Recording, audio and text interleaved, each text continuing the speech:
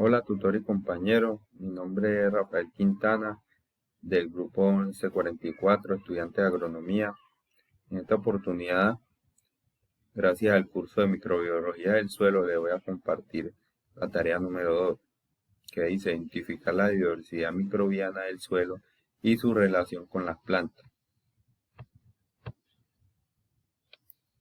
Bueno, ¿de qué dependen los tipos de actividades microbianas y la velocidad de estas actividades, además de los recursos y las condiciones del crecimiento microbiano en la naturaleza?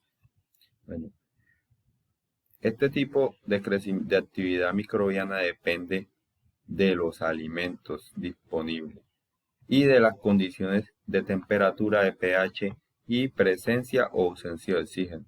O sea, la reproducción de estos microorganismos va a depender de esto, de esta disponibilidad de los alimentos y las condiciones que se encuentren en el hábitat donde ellos vivan o convivan. ¿En qué recursos ellos se pueden desarrollar? Bueno, en aguas como lagos, mares o ríos, o en suelos, en plantas o animales. Es donde ellos se reproducen o conviven. Las condiciones que influyen en la reproducción microbiana está asociada a la capacidad de obtener nutrientes del hábitat, o sea, la capacidad que tenga cada microorganismo de alimentarse en el hábitat donde viva. De eso va a depender, de esas condiciones. También va a depender de otras condiciones como el ambiente externo, alta o baja temperatura, ya que hay microorganismos que se desarrollan más fácilmente en altas temperaturas y hay otros que se desarrollan más en bajas temperaturas. Entonces también va a depender del tipo de microorganismo. ¿En qué consiste una comunidad microbiana?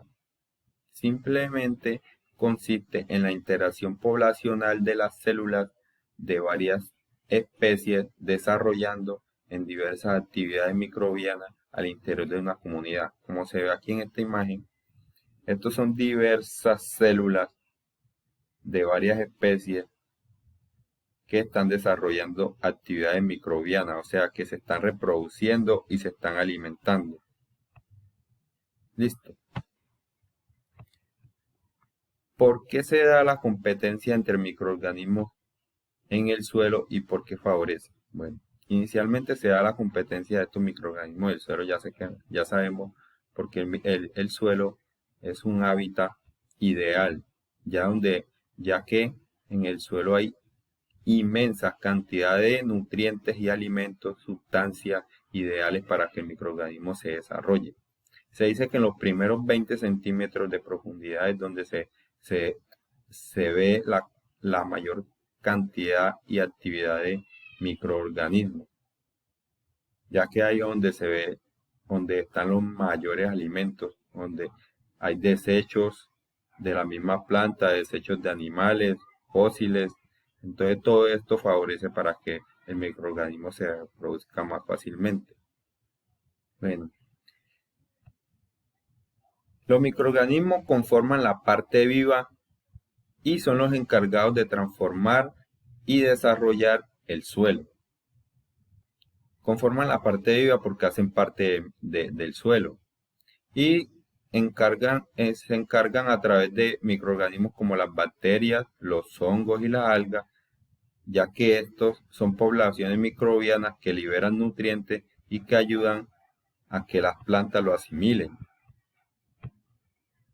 Bueno, aquí vamos a hablar de la curva de crecimiento bacteriano. Esta curva de crecimiento es como la vida del microorganismo.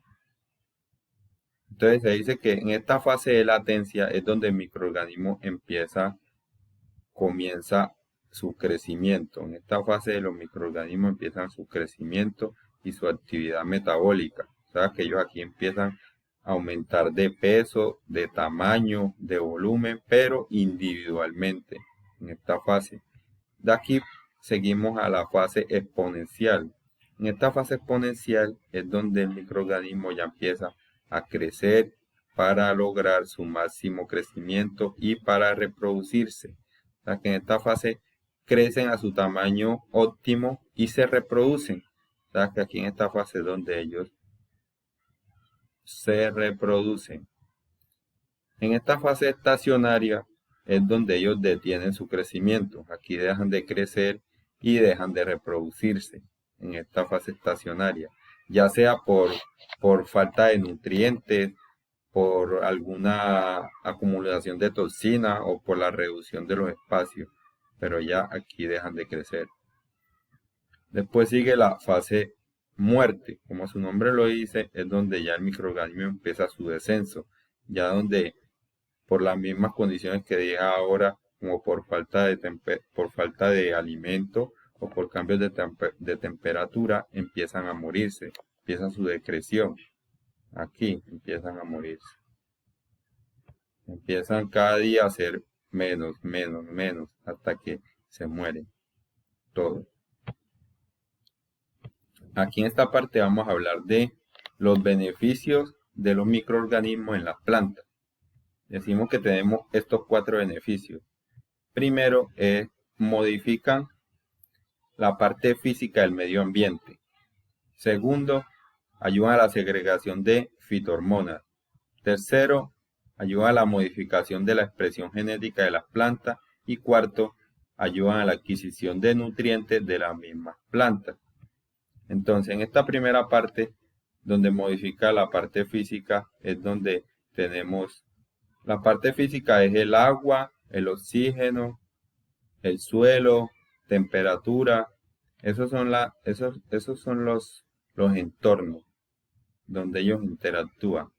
Entonces, al interactuar aquí los modifican. Hay varios microorganismos. Ejemplo, cuando vemos un agua verde, quiere decir que hay una interacción de microorganismos y están modificando esa agua. En cuanto al suelo, cuando un suelo muy compactado, puede ser que hay algunos microorganismos que están ayudando a que ese suelo esté así compactado. Aquí tenemos un ejemplo de la glomalina, que es un hongo que mejora la estabilidad de la agregación de suelo y aumenta la supervivencia y la germinación de las plantas y la biomasa bajo la sequía, o sea, en épocas de no lluvia. En la segregación de fitohormonas, bueno, esta simplemente es la elaboración y la liberación de sustancias químicas que emiten las hormonas vegetales. Aquí tenemos las auxinas de rizobios que promueven el crecimiento de las raíces, lo que aumenta la tolerancia en la sequía. O sea, en épocas de sequía, al aumentar el crecimiento de las raíces nos ayuda a que las plantas sobrevivan más en épocas de sequía. Y aquí tenemos otra cierta cantidad de microorganismos. Aquí tenemos las gibberelinas fúngicas indóficas que regulan las hormonas vegetales y garantizan una asimilación de nutrientes. Bueno, en la modificación de expresión genética de las plantas, esta aumenta el crecimiento de las plantas y el rendimiento fotosintético para tolerar mejor los factores estresantes del cambio global. Aquí tenemos los compuestos orgánicos volátiles bacterianos, que esto nos ayudan a aumentar la resistencia sistémica contra el patógeno, o sea, contra enfermedades. Por último, tenemos la adquisición de nutrientes vegetales. Facilita el acceso limitado de nutrientes de las plantas directamente al aumentar la disponibilidad de estos. Simplemente que, aquí tenemos ejemplos, las nitrógenas de rizobia aumentan la biomasa vegetal y el contenido de nitrógeno en condiciones de salinidad. O sea, cuando tenemos unos suelos muy salados o ácidos. Los AMF y las fosfatasas bacterianas aumentan el contenido total de fósforo en suelos ácidos. Y así tenemos una cierta cantidad de microorganismos y sustancias que nos ayudan a la adquisición de nutrientes en las plantas. Y por último, tenemos las referencias bibliográficas donde saqué toda la información que les dije a continuación, que les dije anteriormente. Gracias por su atención. Que estén bien.